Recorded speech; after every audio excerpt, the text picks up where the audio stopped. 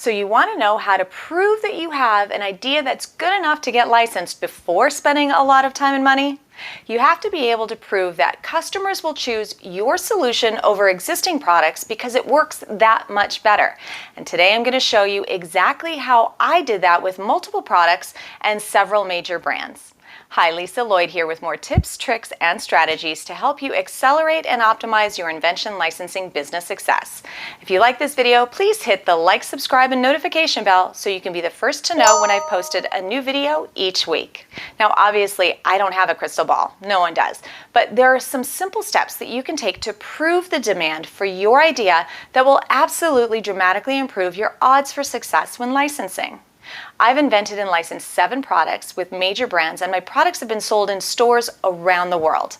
My last license clicks can still be found in stores everywhere, and it's their #1 selling hair accessory of all time. How did I do it? I invented a seemingly minor improvement to a proven successful product.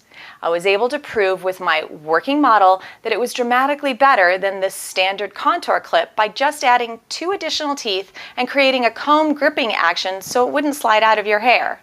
I didn't need to prove the market for that type of product because the $1.5 billion company I licensed to already knew that hundreds of millions of contour clips sold each year.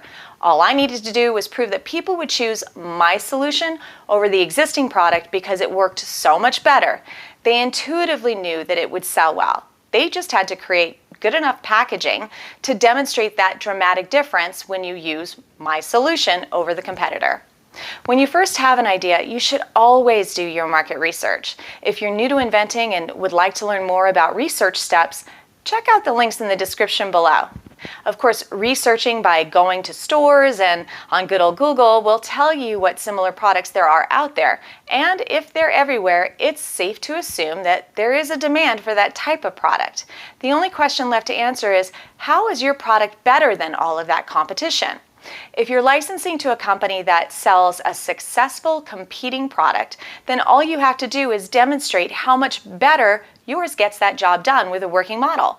Then the only decision factor left for that company is can it be made cost effectively? This is why I recommend always using an estimated cost of goods on your sell sheet. Again, if you're new to this and don't know what sell sheets are, that's okay. You can check out this video. Of course, they will have to get their own quote on the cost before they can do a deal on your invention, but it really does help move things along. Now, you may be thinking, great, Lisa, but there's nothing like my product. I get this a lot from my students, and 99% of the time, it's just not true. Most innovation is just a twist on existing products. Maybe you're doing it a totally different way, but the bottom line is that you're competing for those same customers who currently buy those products.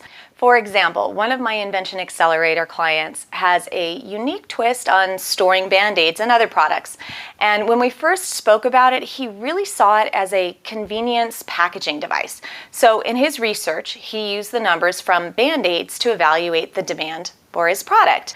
After really drilling down on why he invented this specific product and who it was best suited for, it turned out that it was really intended more to be used as an alternative to first aid kits, and that changed all of his numbers. Not to mention, it helped him to clarify which companies would be best suited for licensing. Travelers, moms on the go, campers, companies who suited that type of customer, and not Band-Aid companies. And with that new strategy, he was able to get the interest of a large distributor. Remember, the goal here is to prove demand for your solution. So it's not just about how big the market is, but how yours is differentiated from the competition. And proving the demand for that can be a little more tricky. One way to do this is by looking at ratings and reviews for competing products. This is one of the easiest. You can just Google ratings and reviews for toothpaste, for example, or you can look them up on Amazon.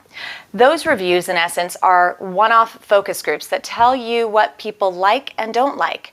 So if your solution solves the problem that repeatedly comes up in those reviews of competing products, you've just made your case for your invention. Another way to prove the demand is with raw data. This could be done by researching the total sales of a category.